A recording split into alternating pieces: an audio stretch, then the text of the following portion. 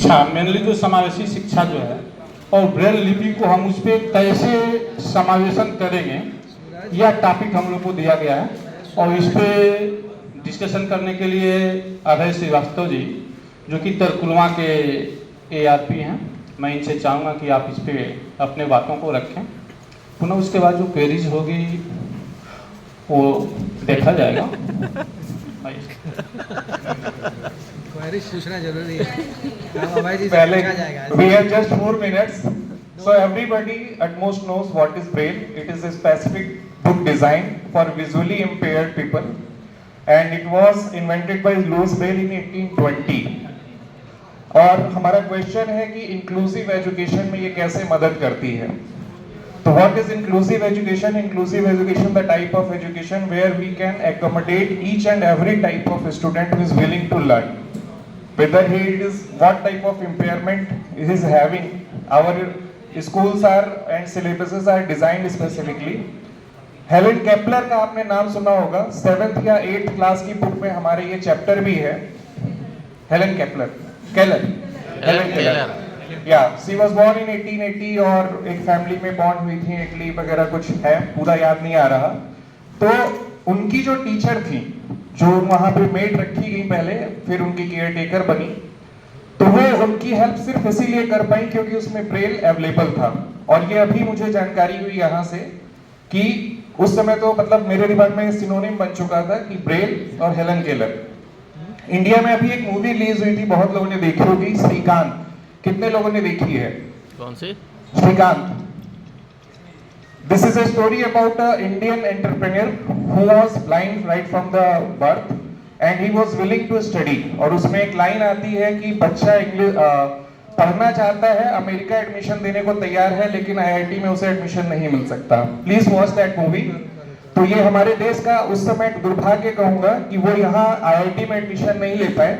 उनकी मदर वहां पे हेलन केलर की जो टीचर थी कंट्री में, श्रीकांत जी की मदर ने वो रोल निभाया है केयर टेकर का, और उन्हें +2 तक की एजुकेशन देने, एग्जाम CBSE के देने के लिए कोर्ट से फाइट करना पड़ा है। IIT ने उन्हें मना कर दिया कि हमारे पास विजुअली इंपेयर्ड स्टूडेंट्स के लिए जगह नहीं है। He went to America and he is a very successful entrepreneur. India में जब उन्होंने अपना बिजनेस शुरू किया तो उनका सबसे पहला विजन था कि जो मेरे जैसे लोग हैं मैं उनको रोजगार दूंगा। This is the impact of our inclusive education. हम एक अवेलेबल नेचुरल ह्यूमन रिसोर्स को बेस्ट यूज कर सकते हैं अगर हम इंक्लूसिव एजुकेशन के थ्रू चलते हैं। Braille is just one example. बहुत सी जगहों पे हम देखते हैं कि जैसे सोशली चैलेंज बच्चे हैं, वो मेन धारा में आना ही नहीं चाहते। जब वो आएंगे ही नहीं तो आप नेशनल डेवलपमेंट और इंडेक्स की बातें भूल जाइए। तो braille is just one example. जो I don't know the ratio कितने ब्लाइंड बच्चे होते हैं। और मेरे स्कूल का एक बड़ा अच्छा केस है, धीरज सर, ताज मोहम्मद की बेटी, उसकी राइटिंग आप देख लो, 1 से लेके 5 तक मैंने उसे पढ़ाया है, वो देख के सब लिख लेती है, लेकिन मुझे दुख इस बात का है कि वो समझ कुछ नहीं सकती। ठीक है, फिर भी हम लोग कोशिश करते थे कि चलो आ रही है, तो एक धीरे धीरे मैं उसकी भाषा में कई चीज सीख गया। मैंने एक बार इशारे में पूछा अमरूद कहाँ है, तो बोली, उसका मतलब था कि जो उसका छोटा भाई दूध पीता था मार के तोड़ के लेके चला गया। लेकिन हम कोशिश कर रहे हैं कि वो मुख्य धारा में आए। So this is just one example. ऐसे बहुत से एग्जांपल सेट होने चाहिए। श्रीकांत मूवी जरूर देखिएगा, बहुत इंस्पिरेशनल है, खास तौर पे जिसके पास हाथ पैर सब कुछ सही सलामत है और वो सोचते हैं कि मैं इस कमी की वजह से पीछे रह गया, ये नहीं कर पाया, वो नहीं कर पाया। थोड़ा सा मैं चाहूंगा आप साही जी सर इस पे प्लीज थोड़ा सा प्लीज।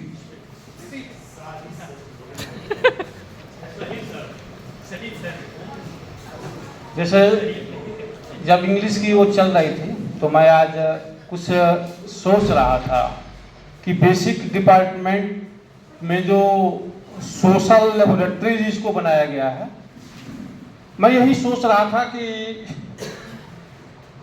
आज यह एक्सपेरिमेंट जो किया जा रहा है, कक्षा 4 के बच्चे, हम 3 से इंग्लिश मीडियम, 3 से हम बच्चों को अंग्रेजी की बुक्स आई है और हमारी जो फ्रेमवर्क बनाई गई है प्रशिक्षण का, उस पर आप सीधे जाते ही अगर इंग्लिश में बात करना शुरू कर दें, जैसे हमारे मेंटर साथी आधे गायब हो जा रहे हैं, तो बच्चे को लगभग 70% तो गायब होना ही होना है। यही संकल्पना कुछ दिन पहले आप वो देखे होंगे, इंग्लिश मीडियम के स्कूल बनाए गए थे। बहुत अच्छी तरह से सरकार उस पर अपना फोकस की, अध्यापकों की नियुक्ति की गई, नियुक्ति में विशेष ध्यान दिया गया। और मैं आज समझ रहा हूं, हमें काफी हुए कहीं से गुरेज नहीं है कि 90% इंग्लिश मीडियम के स्कूल किसी तरह चल रहे हैं। इंग्लिश की बुकें उपलब्ध नहीं कराई जा रही हैं, जो वास्तविकता है, धरातल है। तो यह, इससे मैं सहमत नहीं हूं कि बहुत अभी वहां पे हल्का फुल्का, इतना फ्रिक्वेंटली इंग्लिश की वहां पे जरूरत नहीं है। उसको मिक्सिंग, जैसे हम लोग जब पढ़ा करते थे, अभी जब हम लोग पढ़ाते हैं अपने बच्चों को, मैं जो सजेस्ट करता हूं कि पहले बच्चों को बाई लैंग्वेज, हिंदी और इंग्लिश दोनों के माध्यम से उनको इंग्लिश की तरफ ले जाना चाहिए।